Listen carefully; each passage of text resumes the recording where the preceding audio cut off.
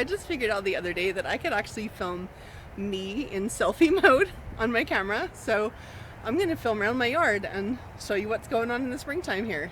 Also, some of the things we do to take care of community cats.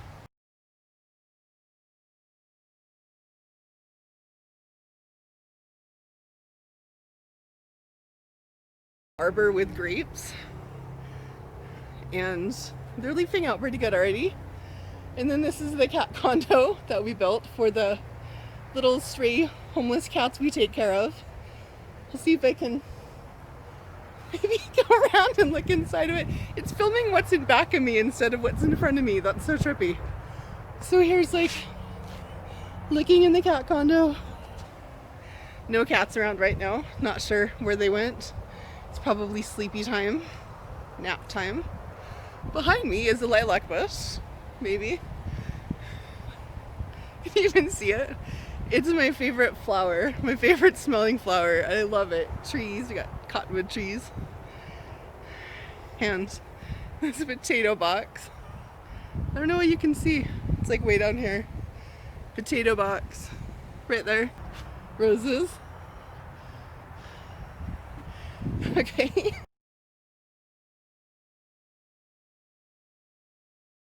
I first started taking care of community cats when the feral cat that I was feeding unexpectedly and yet inevitably had kittens.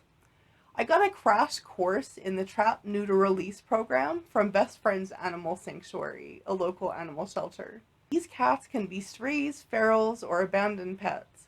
And some of them are really friendly and would make great pets, and other ones are just there for the food. Once it became apparent that we were going to be taking care of a whole lot of community cats, I started to wonder what we were going to do for the winter, how we were going to keep them warm and sheltered and out of the rain and the snow. The winters are really bad here. We get a lot of snow on the ground and a lot of really cold days. And so our solution was to build this cat cabin. It's just a really big wooden cat house, I guess. It's really solid. It's made out of wood. It's insulated. It has two doors, a door in the front and a door in the back. So if cats get inside and they start fighting, one of them can get out. It's made so that the roof comes off so that we can clean it. We can change out the straw once a year. And I'm always just struck by how warm and dry and solid and cozy it is in there every time we take the top off. See, like right above me there's solar. I put some solar lights, 2 strips of them. One of them goes all the way around inside, and one of them, or these bulbs go around the outside just so that there's lighting in it. I guess it makes me feel better that maybe it's a little bit comforting to the cats to have a little bit of warmth. It's built about 6 inches up off the ground, not on stilts, just built up off the ground so that it'll be a little bit higher if there's just a little bit of snow.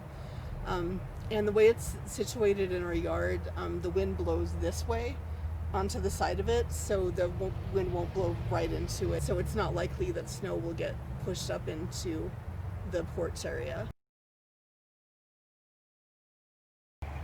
Another thing that really helped with the community cats is these cement ponds that we've made for them to drink out of. They're basically just cement bird feeders that we've sunk into the ground a few places in the yard, and they fill up with rainwater if it's rainy, or we just fill them up with a hose. And they're just a few inches deep, so nobody's gonna fall in or get hurt. And we find that actually a lot of wildlife comes into the yard and drinks out of these. We've had birds and skunks and all sorts of animals just show up and drink out of them. We do have to pressure wash them out a couple of times this summer. They get algae in them, especially if they're in the sun. It's almost better when they're in the shade. The sun's going down. The sun's really bright. And this helps us a few ways with the community cats. So the first thing is that it's actually right outside the back door, so I can open the door and put a plate of food up there. And I don't have to worry about going out to the end of the yard if it's bad weather, and I don't ruin my slippers anymore. And the second purpose is that since we have skunks around and skunks can't jump or climb, any food we put into the middle portion of this or up on the roof of it, skunks can't get to at all. And that helps keep them away from the yard and away from the cat's food. And then the third purpose is that we have these cat condos that we put in here, and they're like, we've got a cat cooler, a Pullman cooler with a heater inside of it, and then there's a pet shelter I bought online. And we can plug them in right here, and it helps keep them out of the weather. These work so much better when they're out of the weather. If you have like a covered patio or a garage, it would be perfect to put a shelter like that in. It's not very good to just leave right out in the middle of the yard.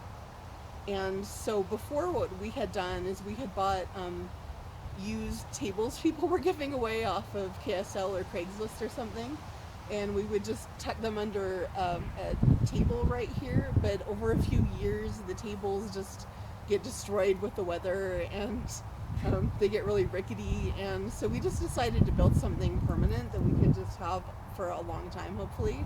And so we built this really sturdy, you know, cat cafe. That's what we call it. And the thing that we didn't count on is that since we built it, we positioned it right under our kitchen window. Now the cats get up there, and when we open up the blinds in the morning, we have all the cats like staring at us. So we didn't really think about that part of it. In the winter, we actually put a tarp over two sides of this. We left the back open because it's more sheltered because the arbor's back there. Thanks for sticking around to the end of the video. Let me know in the comments below what you do to take care of your community or outdoor cats.